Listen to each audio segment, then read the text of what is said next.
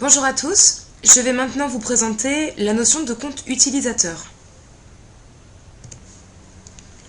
Vous accédez à la gestion des comptes utilisateurs dans Paramétrage, Données générales, Utilisateurs. Si vous avez souscrit à une option multi-utilisateur, vous pouvez créer des comptes pour les autres personnes de votre organisation. Votre quota de comptes disponibles dépend de l'option choisie et du nombre de comptes actifs déjà créés. Par exemple, l'option multi-utilisateur 10 vous permet d'avoir jusqu'à 10 comptes actifs en simultané. Vous devez avoir le droit administrateur pour gérer les comptes utilisateurs. Lors de votre inscription, un compte de type administrateur local vous a été créé. Ce compte est unique par organisation et lié à l'adresse email que vous avez indiquée lors de l'inscription.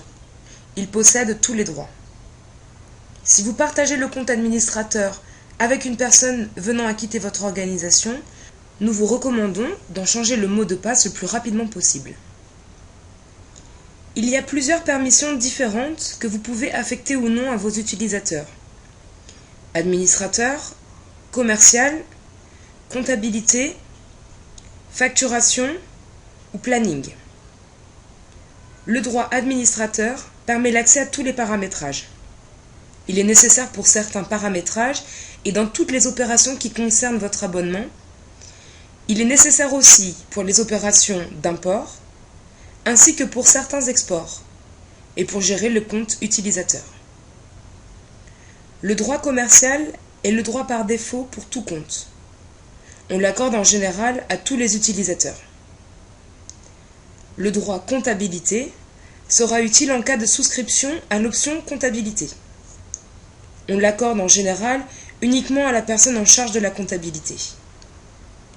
Le droit facturation permet principalement de transformer les devis en factures, saisir les encaissements et donne accès à tous les traitements sur les factures. On l'accorde en général uniquement à la personne en charge de la comptabilité. Il donne aussi accès aux statistiques de chiffre d'affaires. Une modification de droit sur un utilisateur est prise en compte immédiatement, même si l'utilisateur est déjà connecté. Il y a deux restrictions différentes que vous pouvez affecter ou non à vos utilisateurs. Limite visibilité fiche, visibilité facturation interdite. La restriction limite visibilité fiche permet de cloisonner la visibilité des données contenues dans les fiches par utilisateur. Un utilisateur ayant reçu cette restriction ne pourra consulter et travailler que sur les fiches dont il est le responsable de dossier, ou sur les fiches n'ayant pas de responsable de dossier. Cela peut être utile si les commerciaux ont chacun des secteurs distincts.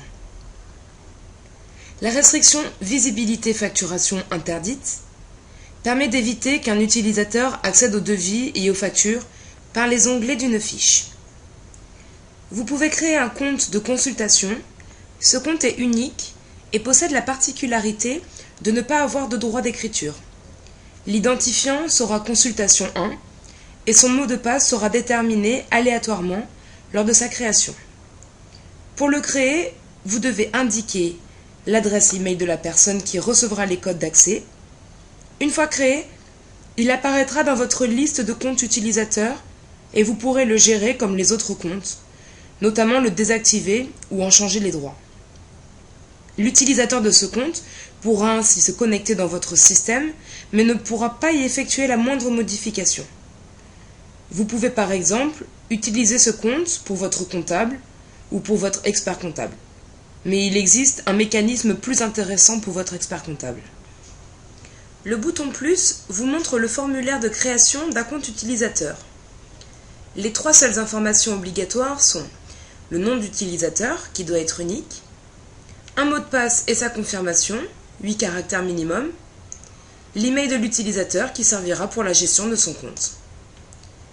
En validant la création du compte, un courrier électronique est alors expédié à l'utilisateur avec ses codes d'accès.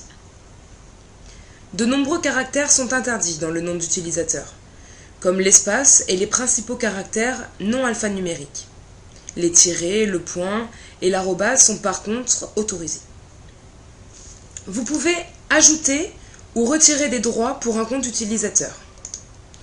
Dans la liste des utilisateurs, un bouton droit vous donne accès au formulaire de gestion des droits pour l'utilisateur concerné. Les droits et restrictions disponibles sont à gauche. Ceux affectés sont à droite.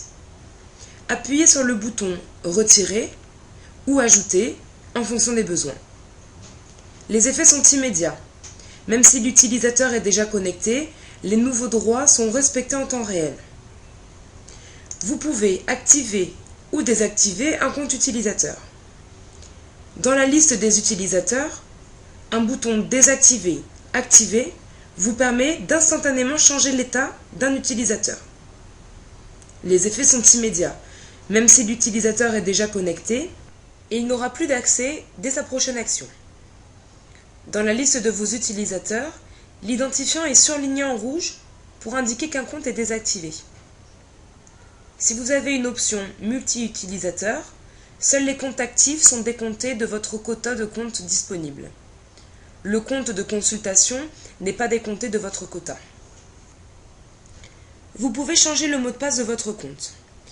Allez dans Paramétrages, Données générales, Données personnelles. Une fois votre mot de passe modifié, vous serez automatiquement déconnecté. Vous pouvez vous reconnecter immédiatement avec le nouveau mot de passe. Un mot de passe doit avoir entre 8 et 24 caractères.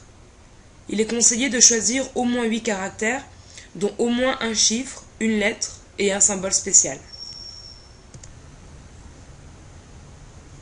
Voilà, ce tuto est maintenant terminé. Merci de votre attention.